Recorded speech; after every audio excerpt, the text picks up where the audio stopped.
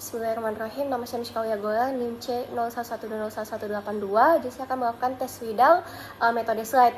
Nah, di mana tes Widal ini bertujuan untuk mengecek pasien suspek demam tifoid, untuk mengecek dalam tes ini apakah pasien tersebut menderita demam tifoid yang disebabkan oleh salmonella atau tidak. Nah, langkah pertama kita akan menjelaskan kepada pasien tentang apa yang kita akan lakukan.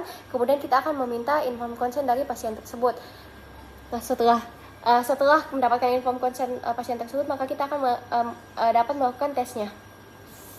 Nah, pertama-tama saya akan saya akan menjelaskan kepada pasien hal apa yang akan saya lakukan.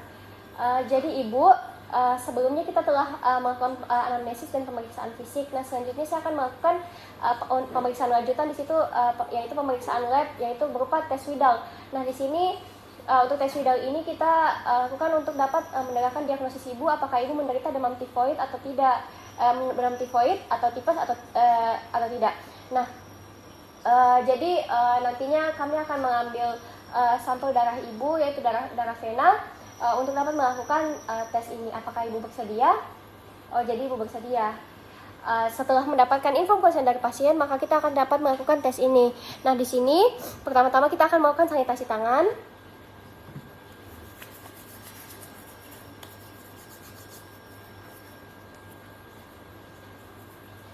Lalu kita akan menggunakan handscoon.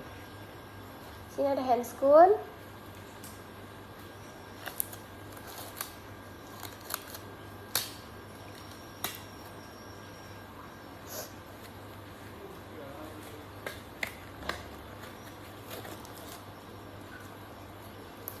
Nah, di sini untuk persiapan pasiennya itu tidak melakukan persiapan khusus, dan untuk persiapan sampelnya kita menggunakan sampel darah vena pasien, di mana sampel darah ini nantinya akan kita bekukan lalu kita sentrifugasi, dan di mana nanti setelah dilakukan sentrifugasi kita akan mengambil serum darah dari pasien. Nah, kemudian untuk tahap praanalitiknya di sini, di sini ada alat dan bahan. Nah, alat dan bahannya itu pertama-tama ada serum darah pasien yang tadinya telah dites sentrifugasi. Di sini ada antigen H salmonella. Kemudian ada antigen O salmonella. Nah, kemudian di sini ada antigen salmonella paratipi A. Kemudian di sini ada antigen salmonella paratipi B. Kemudian di sini ada kontrol positif dan di sini ada kontrol negatif. Nah, di sini nantinya saya akan meneteskan serum darah pasien ini pada slide pada lingkaran slide yang berisi, yang nantinya akan kita tetesi dengan antigen H, antigen O, antigen salmonella paratipi A, dan antigen salmonella paratipi B. Nah, jadi kita akan meneteskan pada 4 lingkaran slide. Di sini akan kita teteskan. Nah,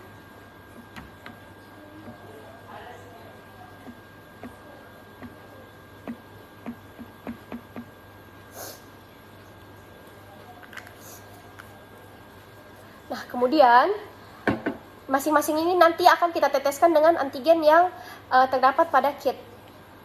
Nah, pertama-tama akan kita teteskan dengan antigen H. Lalu kita lanjutkan dengan menteteskan dengan antigen O.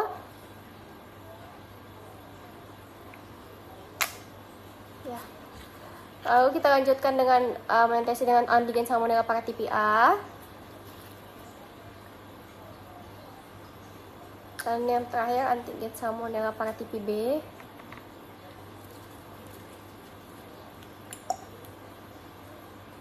Nah, kemudian untuk kontrolnya itu kontrol positif dan kontrol negatif, masing-masing 1 tetes. Menggunakan pipet pastur. Mohon maaf tadi sebelumnya lupa saya sebutkan, kita menggunakan pipet pastur untuk mengambil sampel kontrol.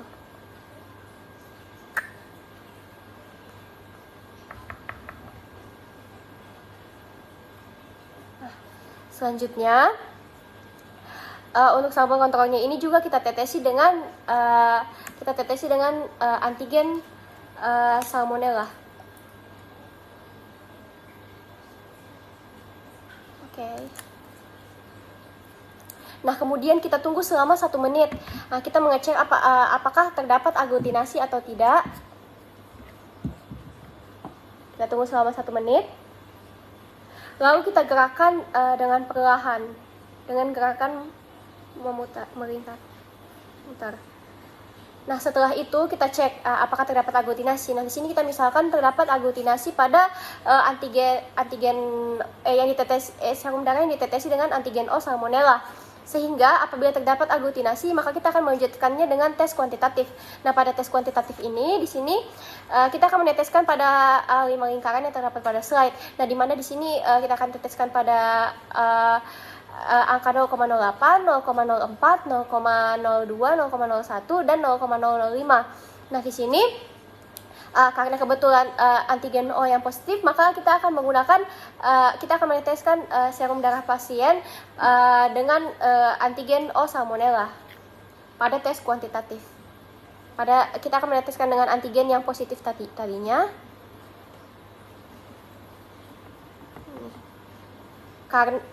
Nah, sebelumnya mohon maaf, terjadi aglutinasi antara serum darah pasien dan antigen yang kita tetes antigen Salmonella tersebut karena terdapat kesesuaian antara antibodi dari serum darah pasien dan antigen pada Salmonella, sehingga terjadi aglutinasi.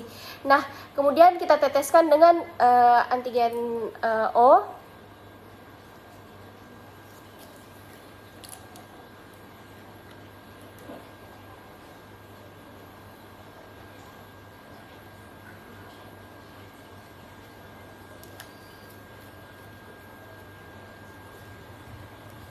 Nah, selanjutnya kita tunggu juga selama 1 menit seperti step sebelumnya. Lalu kita lihat pada bagian aglutinasinya.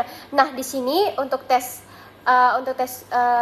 kuantitatif ini memiliki titik-titik yang berbeda. Nah, di mana semakin titik-titik ini pada titik-titik ini menunjukkan 1/20, 1/40, 1/80, 1/60, 1/160 dan 320.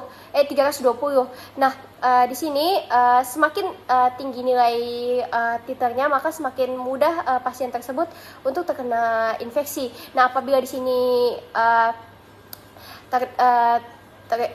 terdapat pada 0,02, yang dimana 0,02 itu lebih tinggi dibandingkan 0,01, maka pasien yang terdeteksi pada 0,02 tersebut lebih mudah mengalami infeksi dibandingkan pasien yang terdeteksi pada angka 0,01. Namun nilai titer ini berbeda pada tiap-tiap daerah. Selanjutnya saya akan melakukan IgM, IgG, dengue rapid test. Nah, di sini pertama-tama kita akan jelaskan kepada pasien apa yang akan kita lakukan, kemudian kita akan meminta inform consent pada pasien. Nah, setelah kita mendapatkan izin dari pasien, maka kita akan melakukan tes ini. Jadi Ibu, saya akan melakukan IgM, IgG, dengue rapid test. Nah, untuk mengetahui apakah Ibu terdapat infeksi virus dengue atau demam berdarah pada tubuh Ibu. Nah, nanti infeksi ini hasilnya bisa jadi negatif, bisa jadi Ibu setelah menderita infeksi primer, infeksi sekunder, maupun infeksi sekunder lampau, atau Ibu pernah terinfeksi dengue sebelumnya. Apakah Ibu bersedia untuk diambil darahnya? Oh, jadi Ibu bersedia. Nah, selanjutnya setelah mendapatkan inform consent dari pasien, di sini pertama-tama kita akan melakukan sanitasi tangan.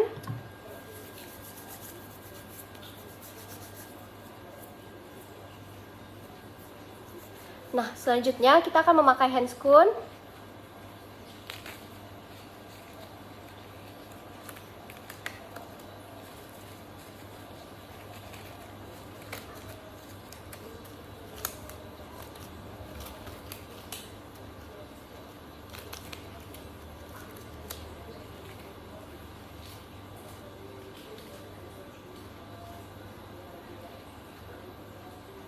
Kita memakai handscoon.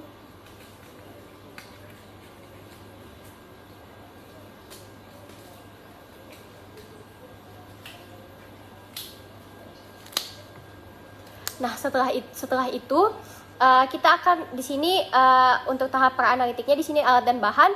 Pertama-tama di sini ada kaset tes. Nah, kemudian di sini ada serum darah pasien. Nah, kemudian selanjutnya di sini ada reagen reaksi, ada pipet pipet mikroliter, pipet 10 mikroliter. Kemudian di sini ada alat tulis. Nah, selanjutnya di sini kita ambil kaset yang nantinya akan kita gunakan, lalu kita teteskan serum pasien pada bagian dari S ini, kita tanda S ya. Kemudian kita teteskan dengan reagen reaksi, di mana reagen reaksi ini terdapat antigen dari virus dengue.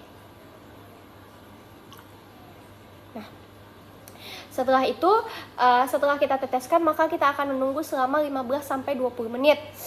Nah, kemudian di sini setelah itu kita baca hasil tesnya. Nah, hasil tes ini kita baca. Nah, pada hasil tes ini nanti kita akan mendapatkan hasil garis merah pada bagian kaset ini, pada bagian IgM, IgG, dan tentu saja pada bagian kontrol maupun tidak ada nantinya, ataupun pada ketiganya. Nah, di sini ada beberapa penjelasan. Yang pertama, apabila terdapat garis merah pada bagian kontrol, hanya garis merah pada bagian kontrol, itu artinya negatif atau pasien tidak menderita DBD, virus dengue, tidak dapat virus dengue. Nah, apabila terdapat pada kontrol garis merah pada kontrol C dan pada IgM, berarti pasien memiliki infeksi primer virus dengue. Nah, apabila terdapat garis merah pada bagian kontrol dan pada bagian IgG, berarti pasien memiliki infeksi sekunder virus dengue lampau, atau pasien pernah terinfeksi virus dengue sebelumnya di masa lalu. Nah, apabila terdapat garis merah pada bagian kontrol, pada bagian IgG dan pada bagian IgM, berarti pasien menderita infeksi sekunder, atau sekarang pasien menderita infeksi virus dengue dan telah memasuki tahap sekunder. Dan yang terakhir, apabila tidak terdapat garis merah sama sekali, berarti tesnya invalid dan harus dilakukan pengulangan. Nah, itu saja. Sekian dari saya. Wassalamualaikum warahmatullahi wabarakatuh.